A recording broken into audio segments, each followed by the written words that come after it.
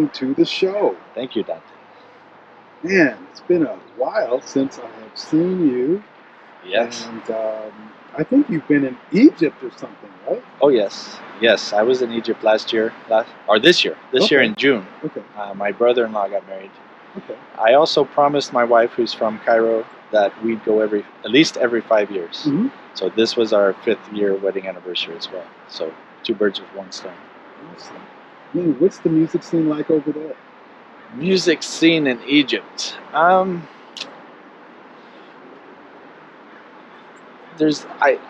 don't see much really music. We did go to a resort and they had some music. It was mostly though like pre-recorded music that people dance to. Okay, like as in a DJ. Kind of, but just tracks and people pressing a button and no entertainment of any sort other than just. Well, the entertainment, yes, but there would be like dancers. Okay. And it might be more Egyptian music, okay. Traditional music, but there's not actual musicians there. They'll have a track that the dancers or singers will be dancing and singing to. And then yes, like at night they will have a DJ and it'll have world music. Honestly though, with the jet lag, I would be out by 9 p.m. so I didn't go to the DJs at night, and I'd be up early, like 6 a.m.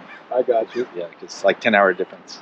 Okay. Now, as I recall, the last time we had a conversation, I think you were literally sort of on the road there, and we had talked a little bit about the music scene. But is that somewhere you could see yourself, doing what it is you do in the United States, doing it in the Middle East? In Egypt, maybe. I think I would be definitely well received. There's not many Western musicians there. Mm-hmm. And then going back though, there was a lot of music at the wedding. Okay. They had drummers and saxophone, and they actually, I hadn't played music for a couple of weeks while I was there, and they handed me a drum. Okay. I was so excited, and I got to join the drum line there.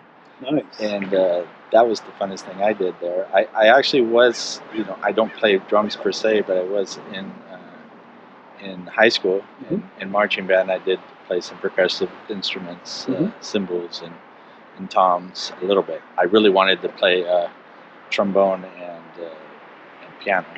Was my interest, but that wasn't available. So, I see. But that was good experience for me, and I got to use that in Egypt when I went to that in the wedding. Wonderful. Where did you go to high school, and where were you raised? What's your background? Okay, so I was mostly raised here in San Diego, but I was born in West Memphis, Arkansas. Okay. Just across the river from Memphis, Tennessee. And I moved here when I was 4 with my mom. She was born here in San Diego, and most of her family was here. Okay. My dad's side's from over there. Okay. So I was here since I was 4, and been in San Diego since then. I was introduced to music in 3rd grade. There was a bus. I lived in Descanso, so I was going to Descanso Elementary, and there was a bus that would come around maybe every week, and they would teach kids music. So I chose to play the trumpet, and mainly I just wanted to get out of class. Like, you mean I can get out of class and go? Any excuse to get out of class. Yeah, exactly, and go play some musical instrument, and so but then it started seeping in. I was learning to play treble clef, basic notes, and they let me take a trumpet home and practice with it. So that was my introduction to music. And then later in 5th grade, we moved to Santee, which was the city to me from Descanso. And then again, maybe it was around 5th or 6th grade, they offered a music class again, and I'm like, oh, you mean I can get out of class and go play music? And I went, and they didn't have a trumpet available. Okay. So they said you could play trombone, and I was like, trombone? Yeah, bass clef. Yeah, and then bass clef. So everything I knew about music was out the window. So okay, I'll play trombone. And I stuck with trombone from that point on through high school. Okay. So I played in marching band, and I played in the jazz ensemble. in high school with trombone. Okay. So what was good is I learned the treble clef with the trumpet, learned the bass clef with trombone, and about 7th grade, I started going to church, and I heard the Hammond organ live for the first time. And that's where it came. And that Leslie speaker, and I just that sound like, and I had heard the sound without knowing it, listening to Santana. Mm-hmm. And that's a funny story. I found an 8-track player with one tape in it while dumpster diving as a kid. Oh yeah. And it was a Santana cassette. I don't remember exactly which one. Cassette. But like 8-track cassette. Yeah. Oh, an 8-track. An 8-track. Oh wow. It was an 8-track cassette. We're going way back. Yeah. Yeah, I didn't know what they were. I found it in the dumpster and was like, "What is this?" And, oh, it plays music. Wow. So, and of course, I only had the one track. And but I heard that Hammond sound without really knowing what it was. And of course, with the Latin and rock and African beats. And then when I went to church, I recognized it. That's the sound. That's that Hammond organ. That's what Greg Rowley's playing, and so I asked the organist for lessons, and she said, "Well, you got to learn piano first." So I started taking piano lessons from her. Her name's Linda Alba. And then another guy came in, an organist called his name is Tri Marine, and he started teaching me. And eventually, he let me play the piano. Okay. I wasn't really that good. I like to just and just bang a little bit. The pastor called me Jerry Lee Ferguson because you were banging. Yeah, I just like Jerry Lee Lewis. I was just so that's what he reminded me of. And but I didn't understand playing by ear, which this was a Pentecostal church, so everything was by ear and nothing, notes, no charts, nothing. And you find the key and you just play it, which was I totally didn't understand at this point. I only understood written music. Yes. So, and he would get so frustrated with me when he was teaching me. Like he'd be playing "When the Saints Go Marching In" and see, "Oh, when the saints go marching in, oh, when the saints go marching." Okay, where do you go? I'm like, I don't know. How are you supposed to know? Like he's like, "To the 5." I'm like, I have no idea what you're talking about. What's the 5? What's the 5? Show me some sheet music. I can play it. I was so frustrated I couldn't get it. And I remember when it hit me, one day I was practicing at home the song, traditional Christian song, Praise Him, Praise Him, Praise Him, Praise Him in the morning. Very simple. Yeah. And the light just turned on. Like, there's the 1, there's the 4, there's the 6 minor, there's the 5. And the next service I played at, I was able to play the songs, like, correctly. Those gospel turnarounds. Yeah. Like that was the basic turnaround, 1, 4, 5, and the 6 minor, and it came to me, and I remember him hearing me play correctly, and he looked at me from the organ like, he's got it, he's finally got it, and what's interesting is like within a week or so he left, and then I became the organist. So now I was 14 at that point, around 14, and from then on. I was playing the organ in church, and I pretty much did that from age 14 to, I'm still doing it now, but that was all I did from age 14 to 35. Otherwise, I went to college, I became an insurance agent, I had a family. I didn't consider myself a musician, I just played at my church. Gotcha. And so. Where did you go to college? I went to Grossmont College. Okay. Just a junior college. And I took business, and later I kind of focused on insurance. I decided I wanted to go into the insurance business. I saw lots of different jobs and opportunities there.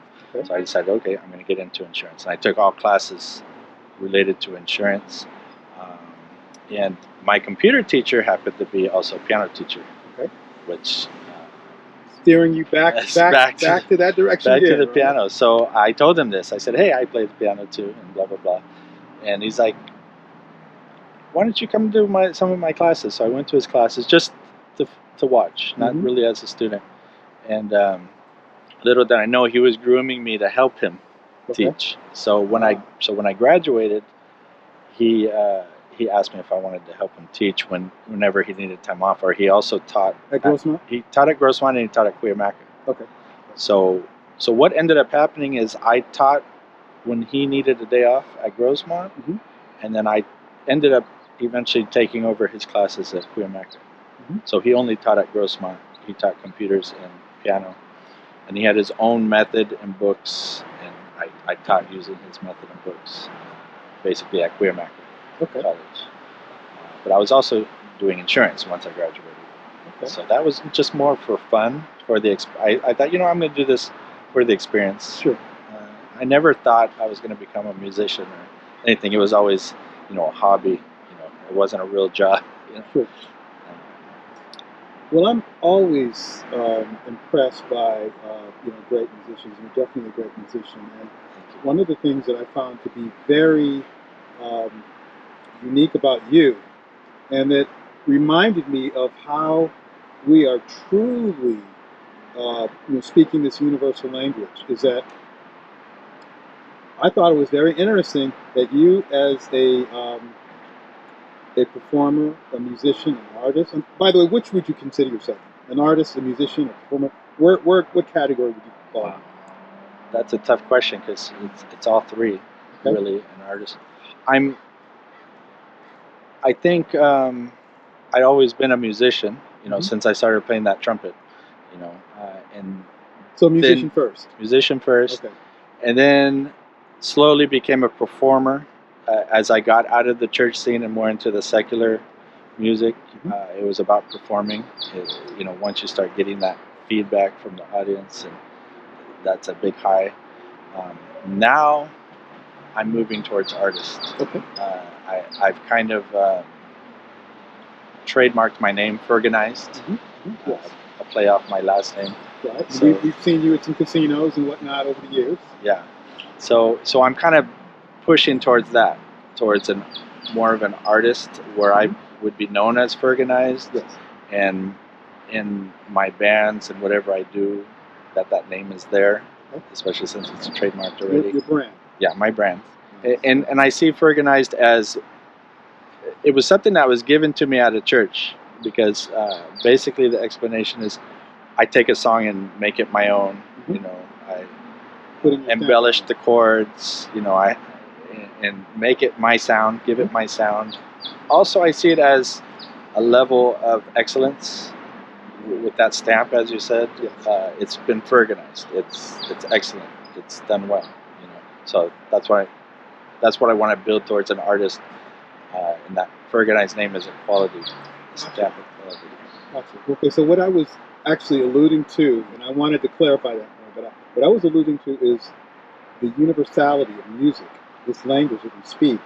And what's very fascinating, particularly about you, is that, when I first had an opportunity to work with you, I'm not really sure if we were doing a club or casino or if it was even church related, but we've sort of done all of those at one point. And in addition to some recording, you've been nice enough to be on some of my recordings, and that was wonderful work that you did.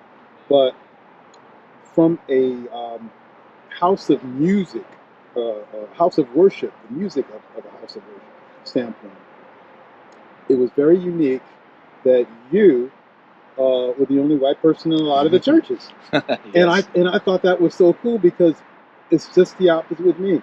In the congregations that I work with, I'm the only black person in these churches, and so we're still doing similar music. You know what I mean? The congregations are vastly different, and I just thought that was cool how things are all connected and we sort of bring things together. I mean, what would you say about that? Yes, I love that. I love when I kind of blow someone's mind in a way that I'm going to try to say this delicately, but do your thing. Do your thing. Basically, white man can't jump. I got you. And you have to prove them wrong. Yeah, they don't. Fergonize. Yes, Fergonize it. They don't consider that a white person could play this style of music, or they've never seen it. They've never experienced it. There's lots of funny stories. Like one of the churches I used to play at, the organ was behind where the ministers sit, so you don't see me unless you're either in the audience or you're looking back. So the people on the platform don't see me. And it used to happen a lot whenever they had guest ministers. I'd play for the service and I'd be playing the background music, and they'd get up to preach, turn around, and they almost fell over, seeing a white guy there, and they expected to see a black guy there. And there was another church I went to and played out with the choir. It was someplace I wouldn't have wanted to be by myself, South San Diego or South LA or somewhere I wouldn't go. And I came in and it's all black congregation. I got some looks like, does this guy know what neighborhood he's in? And I saw, and in these churches you can typically get up and play if there's an open instrument. Sure. It's pretty standard. Okay.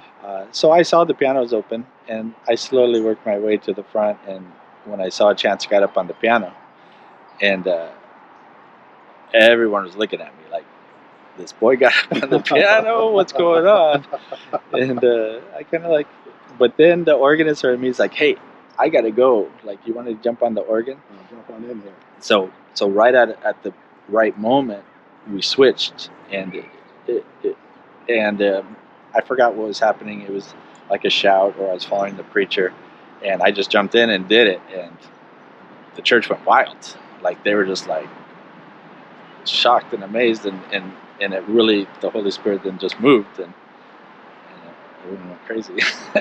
That reminds me of, a little bit of the history of Elvis Presley, from the standpoint of him being from the South. Now, of course, he lived for many years in Memphis.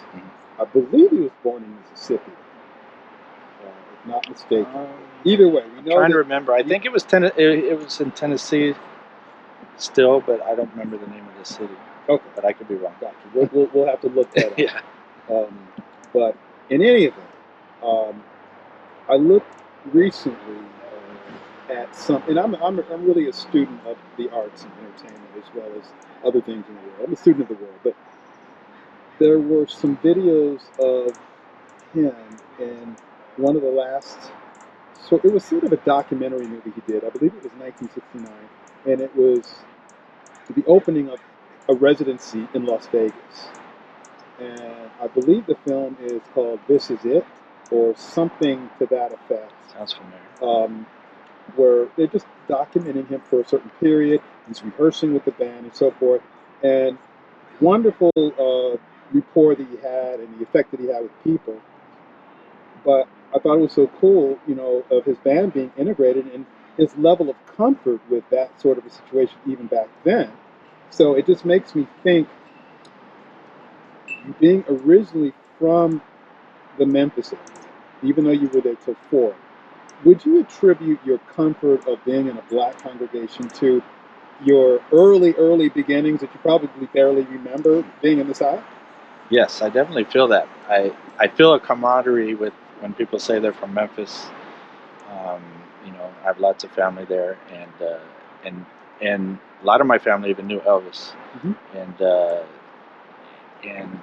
like, I remember being a kid, and my dad went to the Harley Davidson place, and Elvis was there.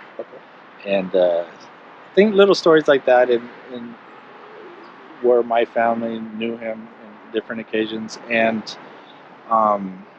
and then, like, if you go there, there's going to be a Pentecostal church and a Baptist church and a Catholic church, like everywhere, on every corner. And that the gospel music is very prevalent, and of course the blues, and I definitely feel a connection. And when I watch those movies, and when I go back there, I feel that pull to the blues and to Elvis and to gospel. And you're right. Elvis used to go, just like me when I was a kid, to the Pentecostal churches, and he liked going to the black churches. And he would also, the stories I heard is he would, as a kid, stand outside the bars and hear the black folks sing blues and stuff, and that's where he got songs like "You Ain't Nothing But a Hound Dog," and he kind of put his spin on it. And yes, definitely, the answer is yes. Awesome. You mentioned Pentecostal churches in particular. One of my early experiences as a musician um, being 15 years old, was playing the drums in a Pentecostal church. And boy, was that an eye-opener. Just the reaction that people, I mean, seeing people so moved, just literally falling out because of the music. Have you had similar experiences when you were young? Yes, definitely.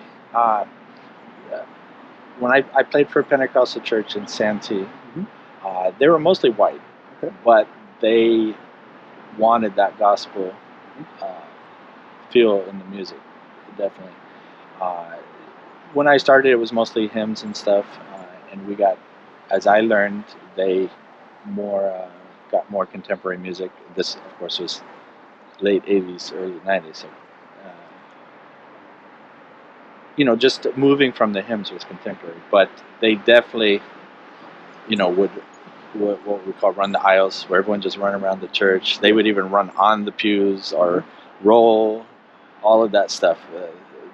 They would get sticks and run outside. Like it was crazy. Most people would definitely be afraid to go to this church, but yeah, the reactions and the energy and the they would sometimes do revivals in our church every night for a month, and you would be fasting and you would be going to church every day and playing music, and it was crazy. Yeah, Okay. yeah, definitely. That spirit and getting that spirit going and flowing is definitely. I want to say it becomes an addiction to a degree, Okay. a good addiction though. Okay. Yeah, this is almost like being an artist in almost any genre and just getting the feedback of the crowd, of the audience. Exactly. Although that can be addictive in a way. Yeah, and that's a healthy addiction. Yeah. Although it's not towards you, it's towards God. So you try to funnel that through you. Sure. And you also have to be aware of what's the spirit of the church, the feeling, and you got to go with that. Is it going down in samba, or are they want to get crazy? Sure. So same like what the DJ does. But yeah. Sure. So yeah, it's not towards you; it's towards God. It's my main thing. So as an organist, per se, you probably. I don't know if you like the label organist as opposed to keyboard player. I consider myself an organist. Okay. I consider that my main instrument, although it's not the instrument I play the most, unfortunately. If I had the choice, I would be at a gig with the Hammond B3 at every single show, but that's not that's not possible, and not every song calls for the organ. I would also play organ on every song if possible, but yeah, and mostly you end up having to play what the song calls for. If it's for piano or Rhodes or organ or strings or brass, you got to play what the song determines. Do what the job requires. But yeah, I consider myself mostly organist. Okay. As an organist, then, I'm going to mention 3 names, and you tell me, if you could, within a word or two, what that means to you. And I'm going to take these in different decades. Okay. Jimmy Smith. Just in a few words. Jimmy Smith. Pioneer. He really took the Hammond organ and made it a jazz instrument. I don't want to do too many words, but that's what I think. When I see him, I think he pioneered the way for the organ to be not just a church instrument. He brought it into jazz and blues. Okay. How about this one? And hopefully you're familiar with this one. Richard Groove Holmes. Oh, okay, yes, I know him. Not personally, but I know of him. Richard Groove Holmes. I'm trying to think of some of he, in my mind, similar to Jimmy Smith, but he maybe modernized it, took it to another level. I would say. Okay.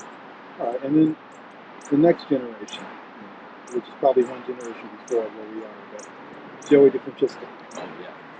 Now, when I think of him, I think clean, precise, chops.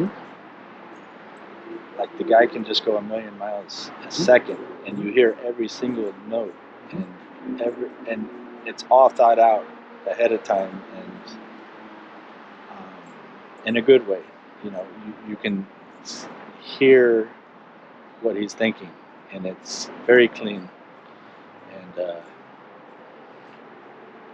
it's hard to listen to him and then hear yourself play, because I sound so sloppy comparatively. But yeah, I heard him once with sax player His father? David Sanborn. Okay. So David Sanborn. Yeah, that was great. Wonderful. Yeah, some musicians either inspire you to do more or inspire you to want to throw away your instrument. To me, he's one of those that, wow, I can't play. Gotcha. What am I doing? I feel what you're saying. I look at my instruments, and wow, there's some people that just like, just on a level of their own selves in a way. You know what I mean? Exactly. So that's definitely something to aspire to. Then, right? Yes. We always want to get better. Um, James, what do you make of the current situation now? Of course, everybody is talking over and over and over and over about the Will Smith thing. And we know that that is a theatrical part of the arts, and what it is that we do for the most part is, what we listen to and not so much what we see. But we do have a Grammys, and we do have an American music awards, and similar award shows. There's VH1, there's MTV. There's a lot of award shows for music. They may not be the Oscars, but similar elements apply, where there may be a host that is possibly a comedian, and he may say something offensive. So my question to you is, now that we understand that there may be some ramifications for Will Smith for this, infamous, slap and the things that he yelled, and we understand that in his mind he did it for good reason, protecting his wife who has this situation. But at the end of the day, some argue, well, it could have perhaps been handled differently off camera and whatnot. But for whatever reasons, do you see that affecting other genres in the arts, music? In other words, the lack of freedom for a presenter or host. You see how that could affect what they would say, the choices they would make, that it may offend some in the audience? Or could somebody's lyrics be offensive, and are somebody going to come up and attack because they don't like my lyric or my phrasing on my solo? I mean, what would you say about that? Yeah, that's definitely. When I saw that happen, I didn't know what to think, because I saw both sides. Mm-hmm. I saw, okay, Will Smith is protecting his wife, and he told a joke that maybe was not appreciated, and then he got slapped for it. And I didn't at first know what to think. I admire both of them, so I didn't want to be Team Will Smith or Team Chris Rock. I respected both, and I was shocked that it happened. So I'm going to try to answer your question. I think there's something that's prevalent in society now, that if you deem someone to be racist or a Nazi, or on the left or the right, you dehumanize them, and then feel you have the right to do whatever you want to this person, because people say things like, if you saw Hitler, wouldn't you smack him or wouldn't you shoot him? Like, well, okay, maybe, but people have you don't have the right to be the judge and jury, to understand and think what someone means by what they said or what they're doing. You don't have the right to physically hurt that person. You have the right to confront them, to say something to them, to have a discussion, to not like them, but you don't have a right to take it to the physical. Sure. That's not up to you. That's what I see in society, that it's going towards that. Like, I don't like what you said, and I deem that societally wrong, so I'm going to take it upon myself to physically hurt you. Okay. And you think you're being a hero by doing that. I don't see that that's the average person's right to do. Mm-hmm. Okay. Hope that answers your question. Sure. Yeah, definitely in a way. But do you see how that situation could spill over into music? And would you say that a host of a show, even if it's a music award, would choose their words more wisely because of that? In other words, it's kind of like censorship in a way. Yeah, definitely. If things go in that direction, in other words, the Academy is in the process of making this ruling, and as of today, they're basically saying, "Well, we spoke to Will, we asked him to leave." That in itself is not really discipline. They're not going to take the Oscar away from what we understand. But at the same time, do you see how this could affect other genres? I think it's definitely already completely affected comedy. Mm-hmm. It's been affecting it, and this just took another leap. Mm-hmm. You know, comedians I watch and see, I know I've been discussing, like Seinfeld, how culture is causing them not to be able to tell certain jokes anymore. Right. Uh, and you can decide whether that's good or bad. But as far as it going into the music, I when it comes to music and when it comes to sports and things like that, I think it should be neutral. Okay. I don't like it when I go to a concert and they start talking about Democrats and Republicans and stuff. I just want to go and enjoy the entertainment. Yeah, I'm going there to rest from the news. I don't want to really know. You want to escape that. I don't want to know what you are politically. I want to enjoy your music. And so I think when it comes to certain things, like especially sports and music, do stay neutral. Don't an announcer or a host shouldn't be getting into any offensive areas. It should be relaxing and entertaining, and everyone should be able to enjoy it together. Everyone should be brought together uh, with the music and entertainment. Sure. Does that make sense? Absolutely. We know that you are a little bit of a private teacher. I don't know how much you've been doing that lately. Are you doing more of that or less of that with the pandemic? It's zero at this point. Oh, okay. I was teaching, and I had over 40 students at one point, and was traveling, and I would teach in-home lessons, and that's what I'd pretty much do all week long, and then play on the weekends. That started to become more and more difficult to perform and teach. So I started, as I lost students, I didn't replace them. Sure. And it got down to just a few. And then we call that a teach out. Yeah. In the school business. Okay. Teach out. Yes. So I was doing that. And gas prices were getting high, and you were going to them and they weren't coming. Yes. Yes. I was driving. I was teaching all the way from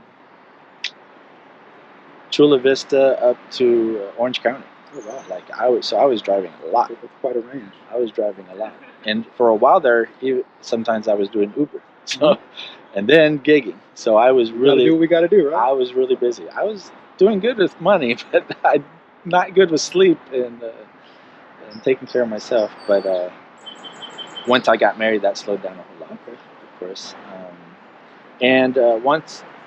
Now before the pandemic, I was working on a cruise ship, so I didn't, of course, have any students or anything going on in the U.S. And then when I came back, was Christmas of 2019. Right. So I took some time off and thought, okay, I'm gonna take some time off. We'll go back to gigging in the spring. Well, you came back right in the pandemic, opening up. Yeah, I had a gig scheduled. My first gig, I started working for the church, but I had my first gig scheduled for St. Patrick's Day.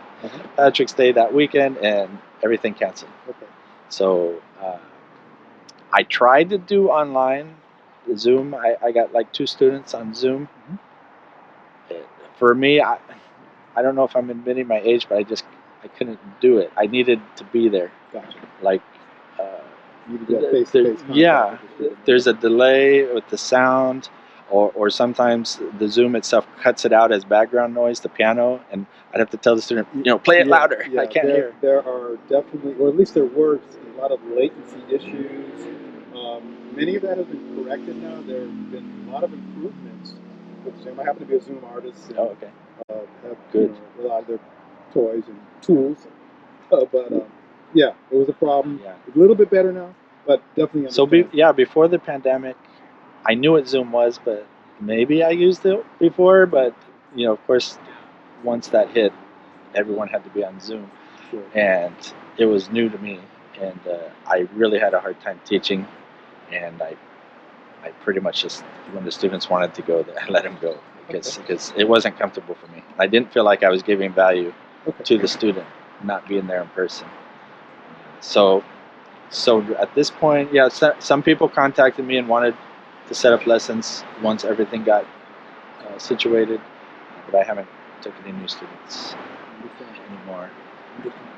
Okay, so on the subject of students in general, what advice would you offer to someone who wanted to be this organist?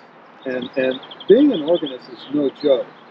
As a drummer, I have to have more independence than a lot of other musicians in their instrument.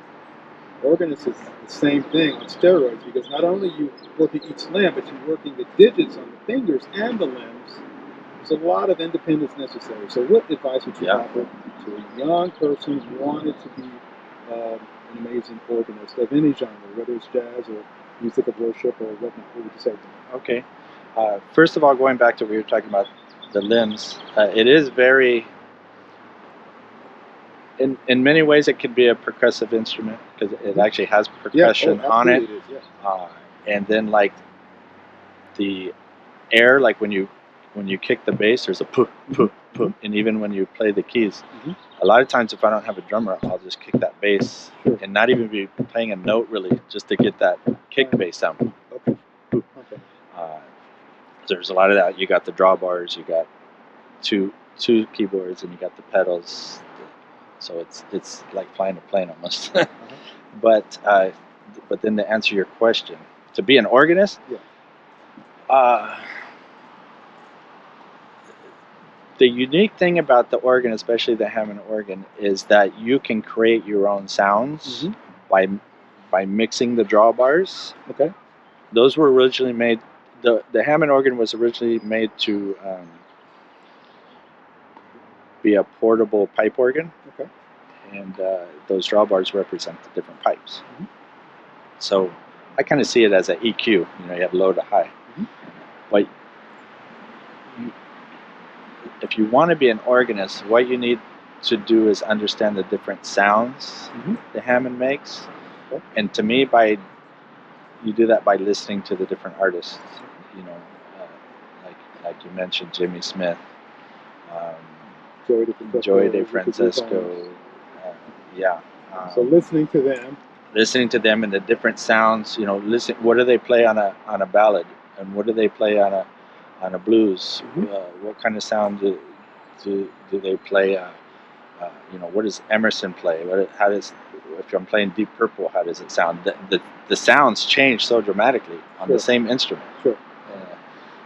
And then try to learn, or if you have a teacher, how do I recreate these sounds using the drawbars and the percussion and the chorus and the vibrato? How do I mix all these to create that sound? Okay. How do I make a throaty sound? How do I make a fluty sound?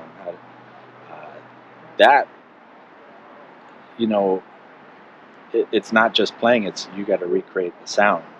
A lot of experimentation. And be able to flow. Trial and error, definitely. If you see other organists play, try to see if you can see the drawbars, what their settings are. That's one trick, especially in church. As people would come through, anytime I saw someone who was good, I would take a be. Picture? I'm going to break you to snap a picture. Unfortunately, cameras weren't readily available in your hands, all the time. And I was at church, so. But nowadays, that might be. Yeah, I would video. I actually had a guy I studied under. His name was Adolfo Hernandez at South Bay Pentecostal Church, and I would have a camcorder at his house Okay. and be recording. Nice. But something easy you can do is just glance over and see what's their drawbar settings. Okay. Like you like a certain sound, like, oh, I like that sound, and I looked over. Like I learned the soft background organ sound. He doesn't know this, but from Checky Escamilla. Okay. And I like that fluty sound that he's using as the preacher's talking, and he's just playing background music. And I looked over; he has the third and fourth drawbars out only. Okay. That's how he got that sound. And then and that's how he got the sound. So I just looked over. Oh, okay, that's how you do that. Awesome. You know, Awesome. in any live videos or anything, and there's charts, and nowadays you could go online and ask other organists, how do you make this sound? Okay. And there's whole discussions on it over, and there's so many things, the drawbars, like I said, the drawbars, the chorus, the vibrato, the percussion, the overdrive of the Leslie, and do you use fast, do you use slow, the tone, Okay. bass, treble. There's so many variations. Wonderful. So I would say to sort of create a little bit of a synopsis of that concept, you need to laser in on what some of the people that you're influenced by are doing. Study their settings, develop your sound, and as any musician would probably agree, you have to sort of mirror other people to a certain extent, and then make your own. Yeah. Okay. Yeah, I see, oh, I like that. And then I try to mimic it, and then try to make it my own. Kind of make my own version of that. Ferganize it. Organized, there we go. It, yes. What are the next few things you'll be doing around town? Anything in particular? Anywhere people can catch you? Some casinos or some different venues? Okay, so yeah, lately I've been just being a music director at a church, New Life Baptist. What is it? New Life Baptist. Okay. In Spring Valley. That's what I've been doing pretty much since I got back from Egypt. Okay. I've been just doing that. I did do a few gigs with the band. I was working with More Soul, and we did some casino gigs and stuff like that. But really, like I said, I'm moving to the artist thing, and I want recordings maybe. I did recordings. This is kind of going back during the pandemic. I did a lot of recordings. One thing I did take a loan from the government, since they were giving out free money. Sure. Sure. As many musicians and different businesses did. So yes. Nothing wrong with that. No. And I used to just fiddle with home studio, like GarageBand and stuff like that. But then once the pandemic hit, I kind of focused more towards music producing and recording. From home and sending it out. So I upgraded my computer. I got Logic. I upgraded my keyboards. Everything more for a home studio. So I did do a lot of recording, mainly for Falling Doves. Okay. They were doing a new recording, and he was actually in London, wherever the Beatles recorded. Sure. I know that's a famous place, and I'm forgetting it. But Abbey Road or something. Something like that. And so it would, he told me what he wanted, and I'd send it, and they seemed really happy with that. The engineers and stuff were there, and he even videotaped them, like grooving on my sounds and synth stuff I was doing, which was. So everybody gonna hit James up for some for some organ tracks. Yeah, it was mostly synth stuff, but I would do organ sometimes, organ, piano, synth, and from home. And so that's also like making backing tracks and rhythm loops. Okay. I've been doing a lot of that. I've been really getting hit up a lot with doing gospel tracks, backing tracks for singers. That's really been doing well lately. And I was building up my YouTube, and through the YouTube, I'm getting orders in from that. So whatever I do, I put a snippet on YouTube, and then people find it and ask me to do something for them. Either they want that track or something else like that. No, I got a lot of software to take vocals out.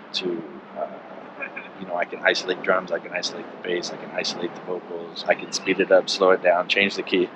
So manipulating tracks, You're set. stuff like that. So that's what I've been doing while I couldn't leave home and perform. And then I started working at the church, music director, and now I'm starting my band, my Ferganized bands. Okay. I have lots of ideas. One thing I kind of want a direction that it seems to be going is I want to make tribute bands. Okay. But under the Ferganized name. Sure. So my first tribute band I'm working on is Santana. Okay. So it's Ferganized. So I'm calling it Ferganized Santana Tribute Band, or Ferganized a tribute to Santana. I hope to do others as well, like Journey, Elvis, just my favorites, Bruno Mars. Awesome. Awesome. A friend of mine is Cindy Blackman Santana, Carlos Santana's okay. wife. So hopefully it works out, and they'll be watching what you do. Yes, that'll be neat. Well, listen, James, we really, really appreciate you coming out today, and your story, your journey, your words of wisdom. These are all wonderful things. So we just wish you the absolute very best, and blessings to you in your career. Thank you so much.